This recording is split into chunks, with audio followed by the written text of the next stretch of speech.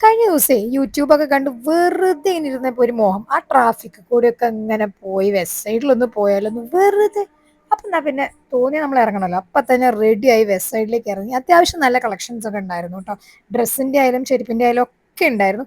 പക്ഷെ എനിക്ക് അങ്ങനെ കളക്ഷൻസ് ഒക്കെ കണ്ട് ഇട്ടൊക്കെ ട്രയലൊക്കെ ചെയ്ത് നോക്കിയിട്ട് എന്തോ ഒന്നും എടുക്കണം എന്നങ്ങോട്ട് ഇൻട്രസ്റ്റ് തോന്നിയില്ല. എന്നാ പിന്നെ വേണ്ട വാ പോവാം തിരിച്ചെന്ന് പറഞ്ഞപ്പോ സാരില്ല നീ ഒന്ന് എടുത്തോ എന്റെ വക ഇരിക്കട്ടെ. അങ്ങനെ ഒരാൾ ഒരു സാധനം ഓഫർ ചെയ്താൽ നമ്മൾ ഓസിക്ക് ഒരു സാധനം കിട്ടുമെങ്കിൽ വിടില്ലല്ലോ.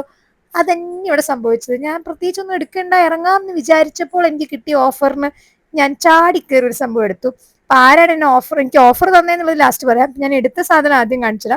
നല്ല ചെരുപ്പിന്റെ കളക്ഷൻസ് ഉണ്ടായിരുന്നു, നല്ല ഡ്രസ്സിന്റെ കളക്ഷൻസ് ഉണ്ടായിരുന്നു. ഞാൻ എല്ലാം പോയി ട്രൈ ചെയ്ത് നോക്കി.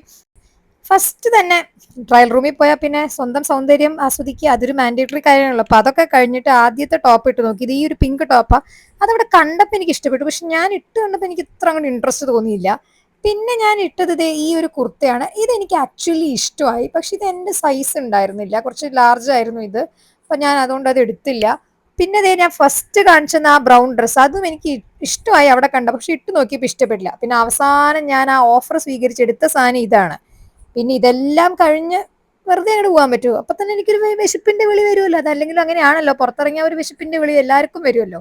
അപ്പൊ ദ മാഡ് ബാറ്റർ ബേക്കറി എന്ന് പറഞ്ഞ സ്ഥലത്ത് പോയിട്ട് ഒരു ചീസ് ചോക്ലേറ്റ് കേക്ക് അല്ലായിരുന്നു, അങ്ങനെ ഒരു പേസ്ട്രി പോലെ എന്തോ, അതൊക്കെ കഴിച്ചു. പിന്നെ ഒരു ഓറഞ്ച് ആൻഡ് മിന്റിന്റെ ഒരു ജ്യൂസൊക്കെ കുടിച്ച് പിന്നെ എനിക്ക് ഈ സംഭവം ഈ ഓഫറൊക്കെ തന്ന ആളെ കാണണ്ടേ.